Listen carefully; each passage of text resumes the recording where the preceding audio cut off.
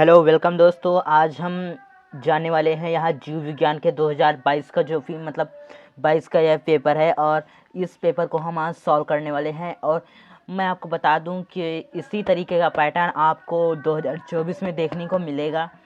तो दोस्तों चलिए आपका समय ना लेते हुए इस वीडियो को हम स्टार्ट करते हैं। इसमें बहुत ही इम्पोर्टेंट क्वेश्चंस बताए जाएंगे जिनको आप तैयार कर लीजिए। पक्का बता देता हूं कि आपके इंटर में इस बार 2024 में आने वाले हैं, तो पक्का आप लोग इन्हें तैयार कर लीजिए। चलिए स्टार्ट करते हैं। यह वीडियो लेटेस्ट वीडियो है, तो चलिए यहाँ पर हम देखते हैं, शुरुआत करते हैं। सबसे पहले हम बहुविकल्पीय प्रश्न मतलब कि मल्टीपल चॉइस क्वेश्चंस जो होते हैं, जो हमारे कितने आते हैं अभी देखने कितने आते हैं। फर्स्ट में है सही विकल्प चुनकर अपनी उत्तर पुस्तिका में लिखिए। तो द्विनिषेचन का तात्पर्य क्या है? तो द्विनिषेचन का तात्पर्य क्या है दोस्तों?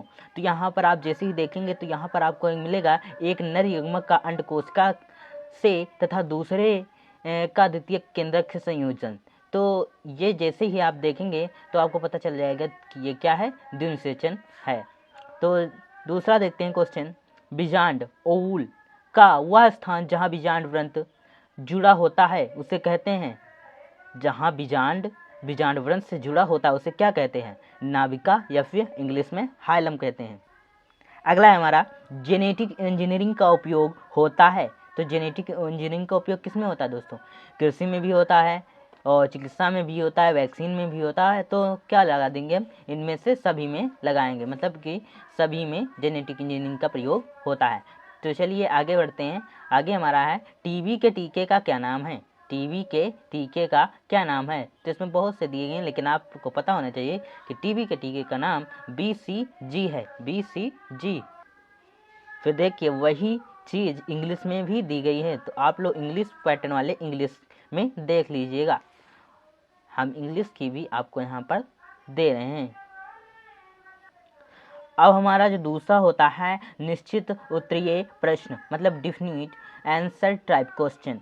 तो यहाँ पर जो पहला होता है क्वेश्चन वो होता है पुष्प में दल का क्या कार्य होता है? पुष्प होता है, पुष्प में जो दल होते हैं उनका कार्य क्या होता है? तो उनका कार्य होता है परागण के लिए कीटों को आकर्षित करना। वो क्या करते हैं? परागण करने के लिए मतलब निषेचन करने के लिए कीटों को अपनी ओर आकर्षित करते हैं। अब वर्षण के दो प्रमुख कार्य लिखिए। वर्षण के दो प्रमुख कार्य लिखिए। तो इसमें हो जाएगा प्रोजेस्टेरोन का मतलब एंड्रोजन एवं प्रोजेस्टेरोन का क्या करते हैं? ये श्रवण करते हैं। आईयूडी का पूरा मतलब आईयूडी का पूरा नाम लिखिए या पूरा रूप लिखिए। तो इसका पूरा रूप क्या होगा? इंट्रा यूटेराइन डिवाइस आईयूडी का पूरा नाम। डाउन सिंड्रोम क्या है? इस पर संक्षिप्त टिप्पणी लिखिए। डाउन सिंड्रोम बहुत ज़्यादा पूछा जाता है, इसको आप तैयार कर लीजिएगा। प्रोकैरियोटिक और यूकैरियोटिक डीएनए में दो अंतर लिखिए, ये भी बहुत इंपॉर्टेंट है। तो वही चीज़ इंग्लिश में भी आपको यहाँ पर दी गई है। फिर आ जाते हैं अति लघु उत्तरीय प्रश्न में very short answer type questions. Red data book पर टिप्पणी, अरे बहुत इंपॉर्टेंट है रेड डाटा बुक और बहुत सरल है। मलेरिया रोग कैसे फैलता है? इसके रोकथाम के उपाय लिखिए। मलेरिया रोग कैसे फैलता है और इसके रोकथाम के उपाय। पेय पदार्थ तथा डबल रोटी बनाने में सूक्ष्म जीव किस प्रकार हमारी मदद करते हैं। पुनर्योगज डीएनए की क्या उपयोगिता है? और बीटी कपास पर संक्षिप्त टिप्पणी लिखिए। बीटी कपास क्या होता है उस पर एक संक्षिप्त टिप्पणी लिखनी है। फिर यहीं पर इंग्लिश पैटर्न भी दिया गया है।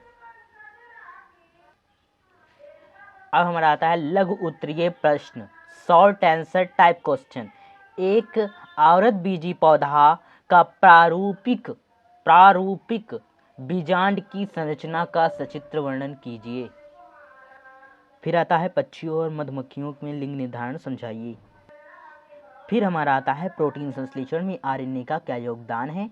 और फिर अगला आता है मलेरिया परजीवी के जीवन चक्र का स्वच्छ नामांकित चित्र बनाइए। इसकी वीडियो हमने बना दी है और लिंक डिस्क्रिप्शन में दी गई है, आप जाकर देख लीजिए। बहुत ही आसानी से आप चित्र बना सकते हैं, उसके बारे में भी लिख सकते हैं। आगे देख सकते हैं इंग्लिश पैटर्न भी यहाँ पर आप देख सकते हैं। फिर अगला क्वेश्चन हमारा होता है जैव उर्वरक क्या है? कृषि में इसका क्या उपयोग है? प्लाज्मिड वेक्टर पर टिप्पणी लिखिए। जीन थेरेपी और एंजाइम थेरेपी को उदाहरण सहित समझाइए या लिखिए। जीन थेरेपी एंड जेम थेरेपी बहुत ही ज़्यादा इंपॉर्टेंट है, इनको तैयार कर लीजिएगा। और 2 कीट बच्ची मतलब किन्हीं 2 कीट बच्ची पौधों का वर्णन करना है। फिर वही चीज़ इंग्लिश में भी आपको यहाँ पर दी जाती है। जैव विविधता की परिभाषा लिखिए और इसके संरक्षण की 2 विधियों का उल्लेख कीजिए। डीएनए फिंगरप्रिंटिंग का वर्णन कीजिए। मानव स्वास्थ्य तथा रोग पर टिप्पणी लिखिए। सूक्ष्म जीवों के औषधीय उपयोग का वर्णन कीजिए।